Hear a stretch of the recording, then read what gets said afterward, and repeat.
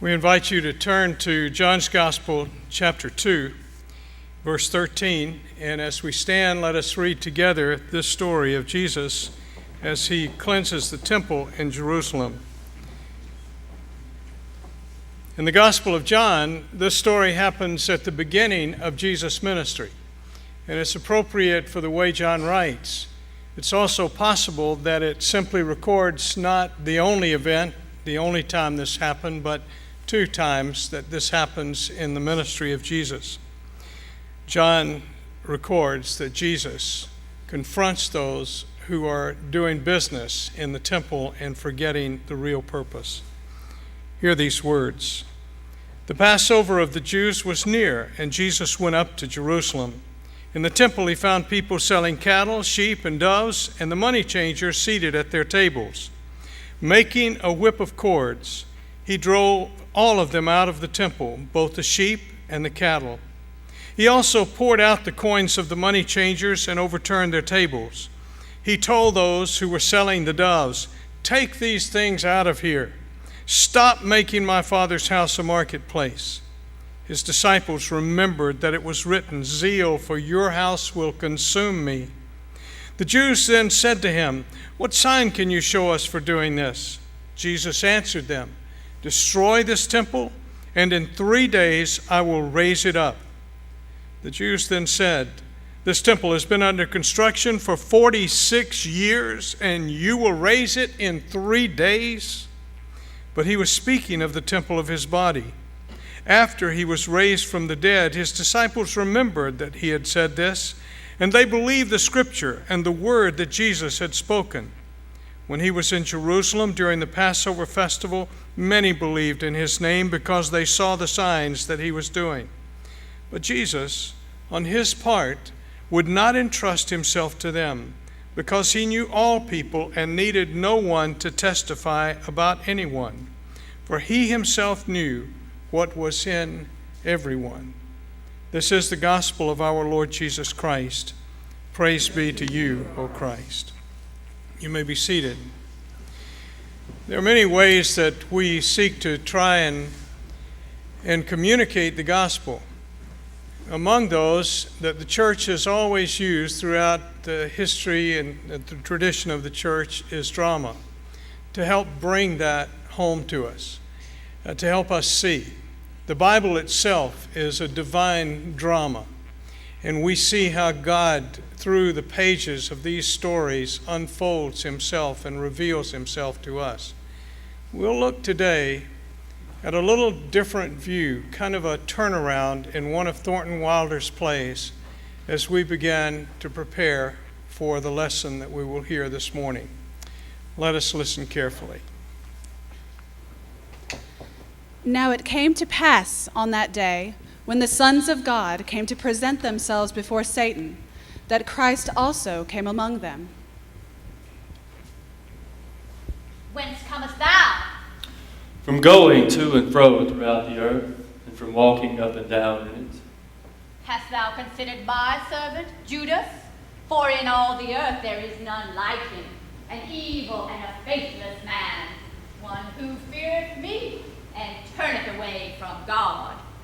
Well, doth Judas fear thee for naught? Hast thou not put a hedge of protection about him and his house and all that he has on all sides?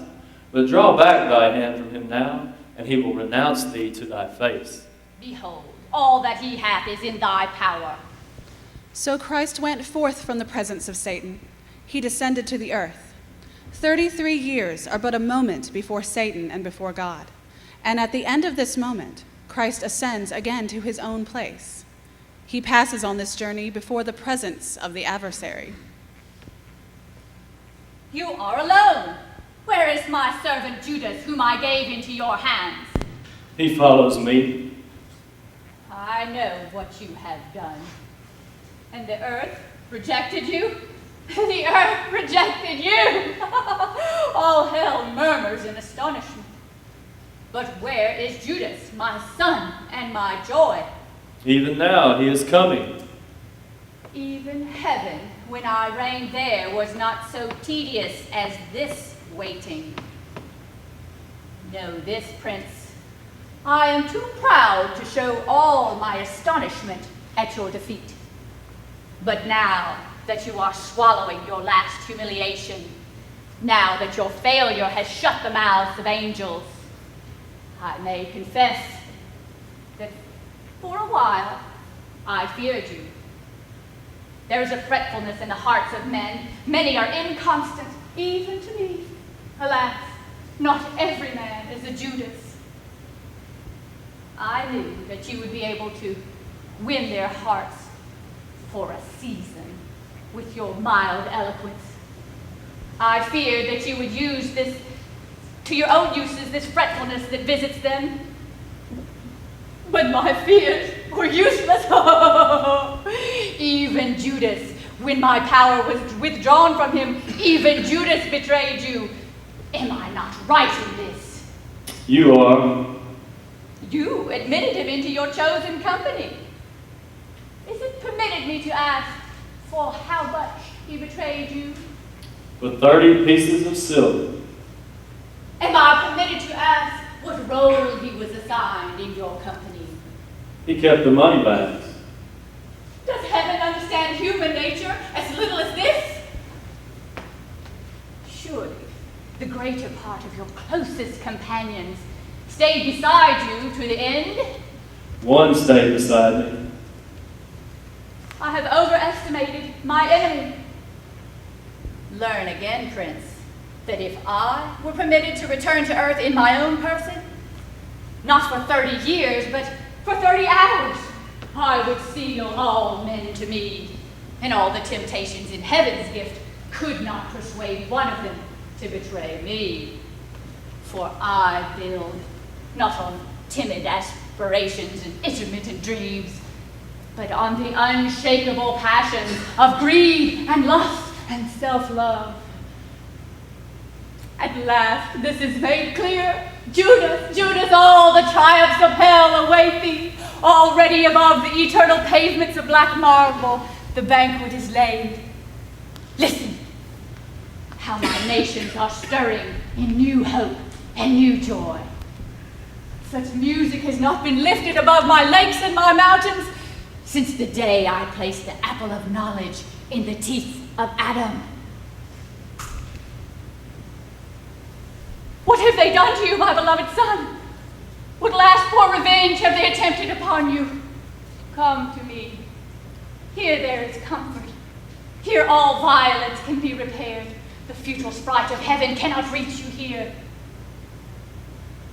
But why do you not speak to me, my son, my treasure? Speak to him then, my beloved son. Accursed be thou from eternity to eternity.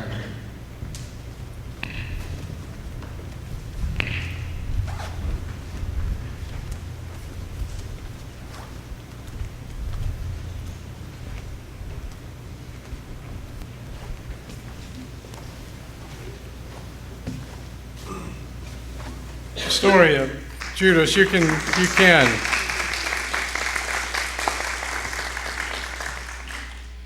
has always been perplexing to us as we look at it, because it reveals something of human nature, but it also reveals something about ourselves that we don't like.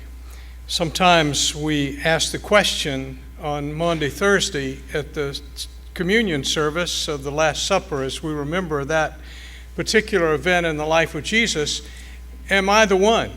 Because Jesus said that night, one of you will betray me. He never pointed a finger at Judas. The closest that he came to that was to say, the one who dips with me in the dish, that's the one that will betray me. But it wasn't Judas that was singled out, and it was not only Judas who would betray Christ, but in fact, it would be all of the disciples in one way or another who would betray him. Peter, who swore allegiance to him no matter what, and who even promised to lay down his life for Jesus by the implication of his words, would deny Christ. When it came down to it, he would take matters into his own hands, but not surrender himself to Christ. I learned something about Judas when I began traveling in the Middle East, and I've shared this story before, but there's no other way to talk about it except to bring it to your mind again. about going into the homes of the people there and sharing a meal. One of the ways that you give friendship, and it's not just a lightly taken gift of friendship, but a lifetime of friendship. In other words, a friendship that is always yours. You won't take it back. It never changes, is to invite someone to your home for a meal. It's both ways. If you accept the invitation, you accept the friendship and the implications that it has. If you go and share the meal and you open your home to someone else and they come and eat with you, you are promising to them for life that you will be their friend.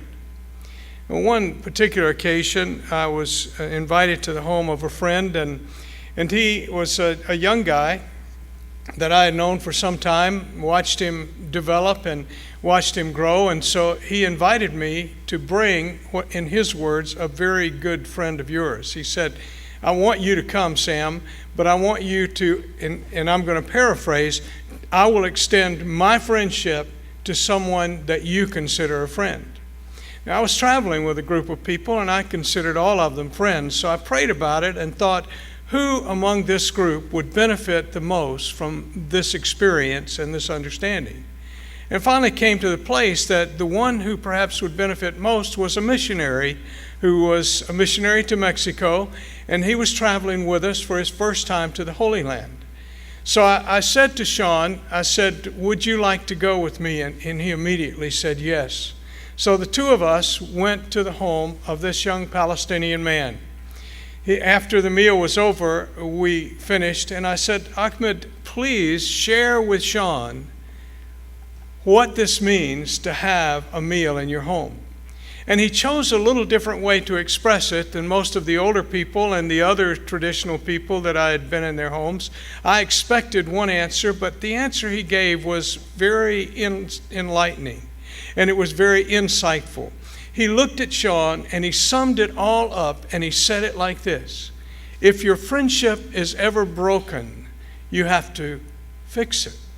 Now, that's an English paraphrase that he was giving of what he was trying to say and what he would have said in Arabic had we spoken Arabic fluently enough to understand. What he was really saying is, no matter what happens in your friendship, no matter what difficulties you come to, you are committed to repairing that friendship, to keeping that friendship whole. That's the covenant you have made. I left that day and came back home and thought about the relationship of Jesus and Judas. And there were a lot of things about that, because the gospel seemed to say that Judas was a thief, that he dipped his hand in the till. And we want to dismiss Judas because of that. We want to say Judas was just evil from the beginning and we're not like him at all. But the truth is that we are. And there are two sides to that. Not only are we like Judas, not only is the question, who will betray me, or one of you will betray me, and we ask, is it I, relevant for us to ask. It's essential that we ask that question. Is it I, Lord? Because Jesus never withdrew his friendship to Judas. Jesus never took it back. Jesus never took back the reality that when he said, one of you will betray me, and they said, who is it? And finally he said, the one who's dipping with me in the dish. Now, we draw all kinds of pictures, and we show Judas sitting right next to Jesus, dipping in the same dish, and that was probably the case. Judas was probably sitting right next to Jesus, but not because of dipping in the dish. They were all dipping in the dish. Every one of the disciples that night was dipping in the dish. That's what you did. The dish was being passed around, and everyone was dipping out of the same dish. So I looked at that again and thought, what is it that makes us believe Judas was sitting next to Jesus? And the answer suddenly became real. It's because Jesus whispered to him in the meal, what you do it quickly. Go do it. Get it over with. I'm ready to get it over with. There was an agony that Jesus had gone through, to the point that when he gets into the Garden of Gethsemane, the agony is so great and the grief is so great that he literally sweats blood on his forehead. What does it mean then for Judas to come to the garden that night after Jesus has prayed and betray Jesus with a kiss. When I go to the Middle East, and some of you who've been with me know this is true, the guys that see me, that I know, the men, come up and kiss me. It's just what you do. They kiss me sometime on one cheek, sometime on both cheeks. Sometime I wish they'd shave first, I'm trying to make light of that. It's okay. It's not our custom, but it's theirs. The men come up and they're going to hug me and they're going to kiss me on both cheeks most of the time. That's what you do. Judas goes up and gives this sign of friendship. What you're saying is, you're my friend. Paul says, don't forget to greet one another with a holy kiss, the kiss of friendship. Judas comes up and kisses Jesus. And Jesus does not look at Judas and say, you dirty dog, you traitor, you snake in the grass. Who do you think you are, using the sign of friendship to betray me? No, not at all. Jesus looks at Judas and says, friend, friend. He doesn't take it back. He doesn't make conditional the love and the friendship that he's offered to Judas. That's something that's so hard for us to understand, because we're people of retaliation and retribution, and we want to get back at those who hurt us. But Jesus' prayer from the cross was, Father, forgive them. They don't understand. They don't know. They don't realize. They don't see or comprehend what they're doing. Jesus was so different from me and so different from you. The power, the presence of Jesus in that garden, for me, the great event was not Peter's drawing the sword and being told to put it up. It was Judas' kiss of Jesus and the betrayal that was involved in that kiss from Judas' standpoint. But Jesus never reacted, never called him a betrayer, never said a word about that. The gospel writers, when they told the story, were still angry with him. They said he still used to dip his hand in the till, and he probably did.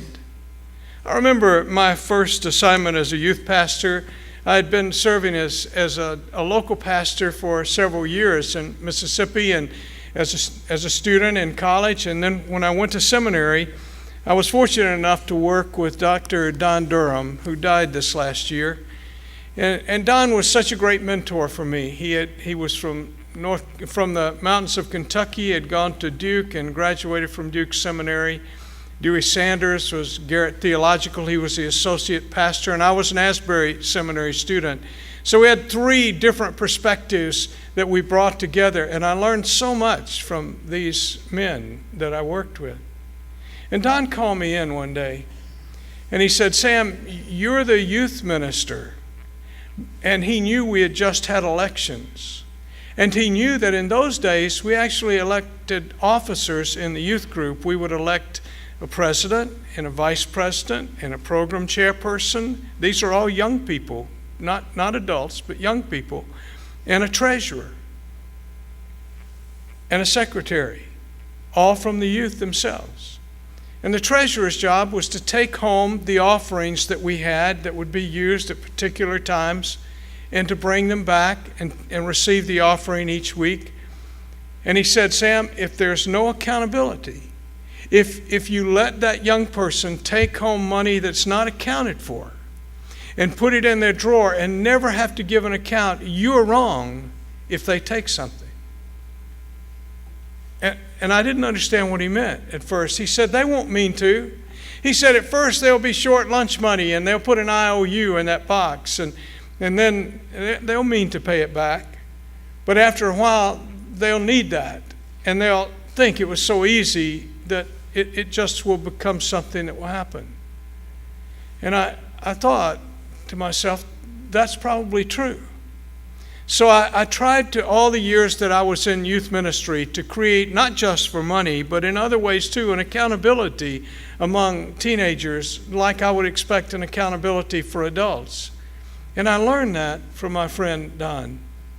But I thought about Judas, how easy it was if he paid for something for the disciples just to put a little bit in his pocket. After all, in that part of the world, that's kind of how you do business.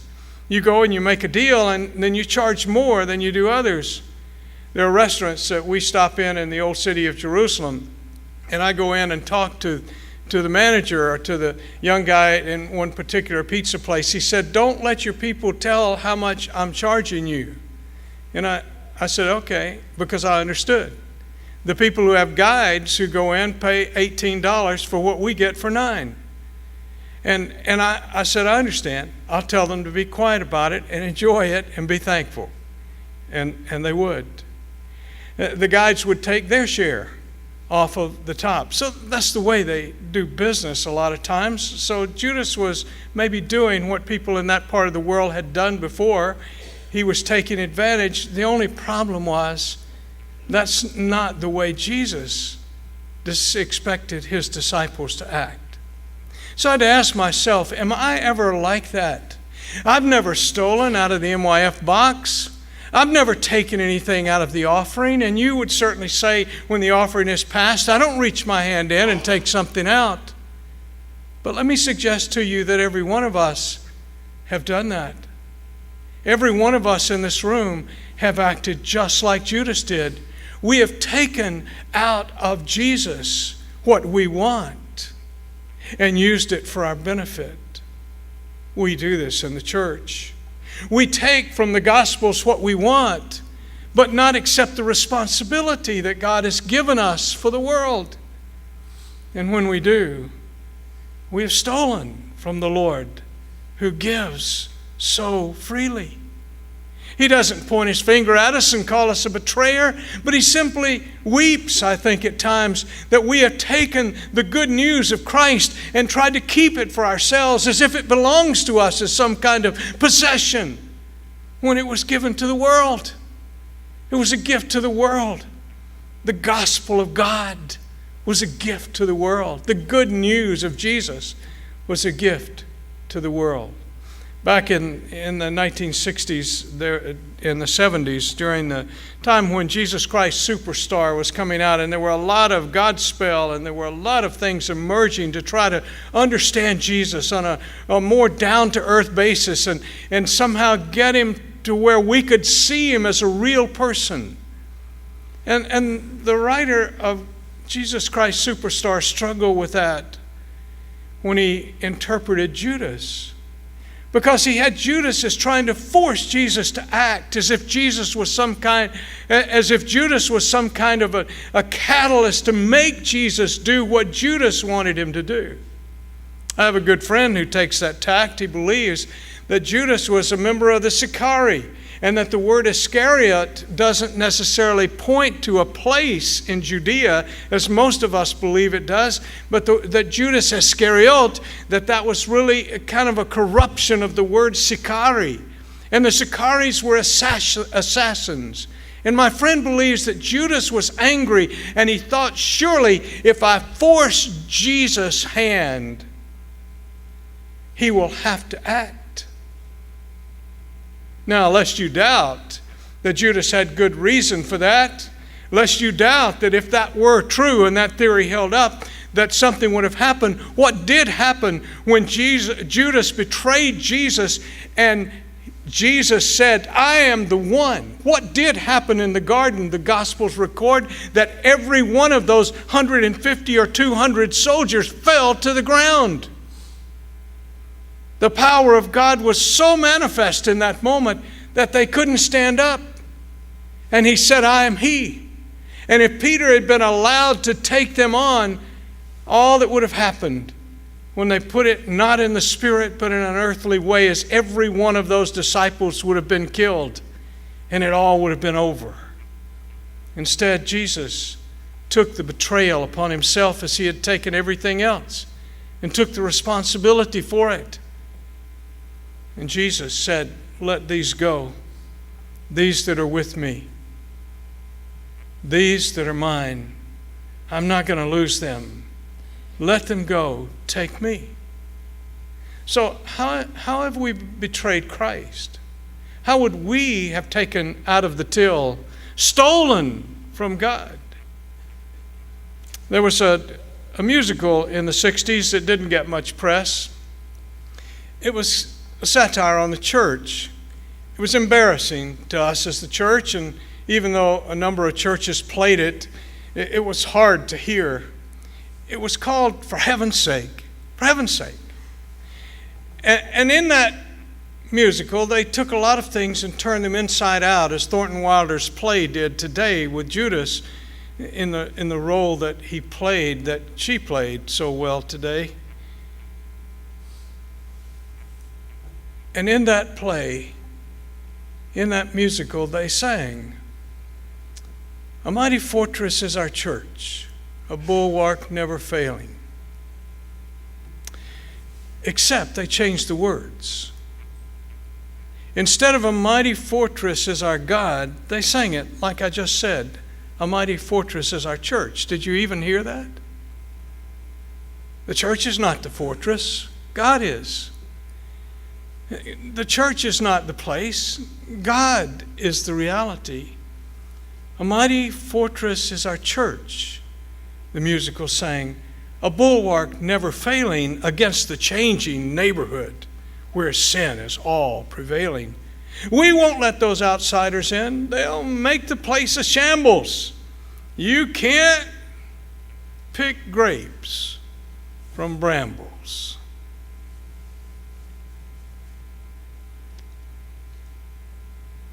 When we stand before the world, we mustn't stand like this as those who were sent to judge. God did not send you to judge the world or me. Not to point fingers at Judas or even at one another.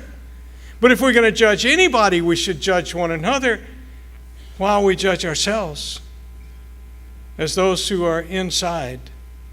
God didn't call us into the church to do this to the world, but to do this to the world. For God sent not the Son into the world to condemn the world, but that the world through him might be saved. I told this story at Christmas, but I have to tell it again today. I was a boy, 7 years old. I didn't know it was a bad Christmas. Christmas was good for a kid. And parents, you've had the experience where you buy the nice toy for the kid and the kids play with the box the toy came in. You know what I'm saying, don't you? So kids don't mind it. When my parents told me that because my dad's business had closed and he was working 2 jobs to try to make ends meet, that it wouldn't be much Christmas that year, it seemed like Christmas to me, and I didn't see any difference. And we had greenery decorating and a wreath on the door that my mom had made, and we were cooking special food, and there were stockings hung over the mantel. It felt like Christmas to me. It smelled like Christmas. It looked like Christmas.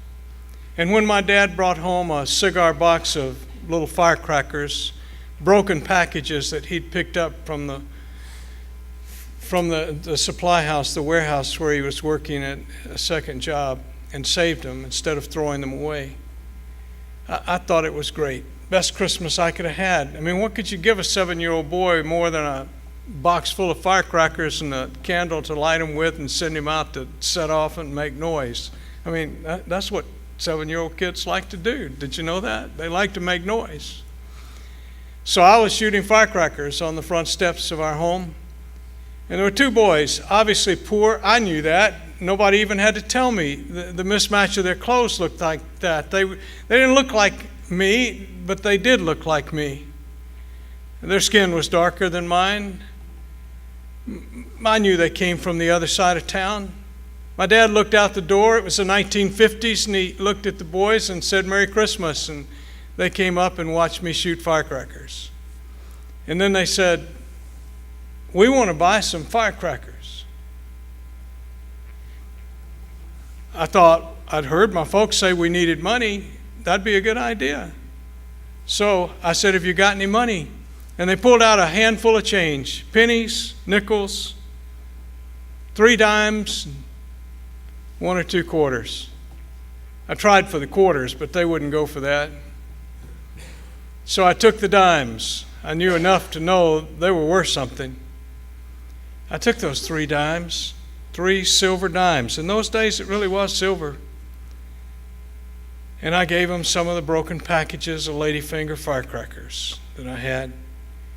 And they seemed happy and went off down the street, and I was excited. I ran in to show my dad that we'd made some money. After all, we needed money, didn't we? I can still see the look in his face. I'll never forget it. It must have been the look that Judas saw when he looked in Jesus' face. He said to me, son, you got all the ladyfingers you'll ever want. But that money, that's all the Christmas those boys will have. He didn't have to say anything else. I knew. I turned around and ran as fast as I could outside. I ran down the street in the direction they went. I tried to find those boys. I came back. I asked my mom, come help me. I can't find the boys. Please, come help me. I don't want this money. I can't stand it. And that's the way Judas felt. It wasn't Jesus' rejection of Judas. It wasn't God's rejection of Judas after what Judas had done. It was Judas not being able to face God in his sinfulness. I felt like Judas.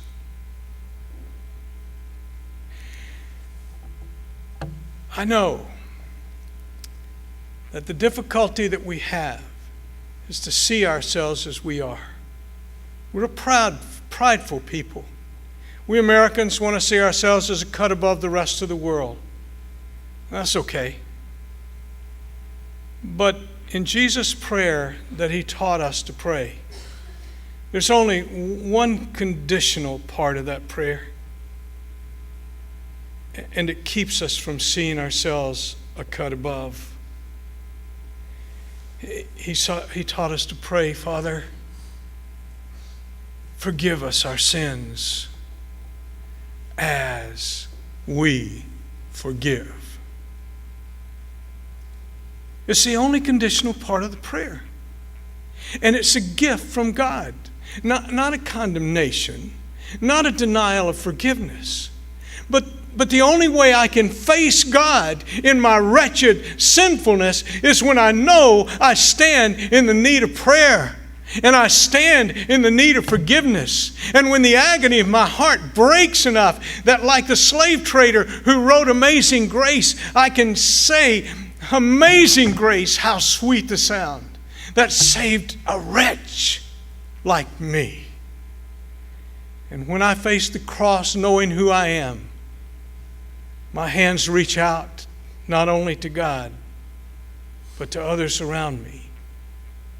For the news is good. Jesus Christ came into the world to forgive even a Judas, even a Sam, even you.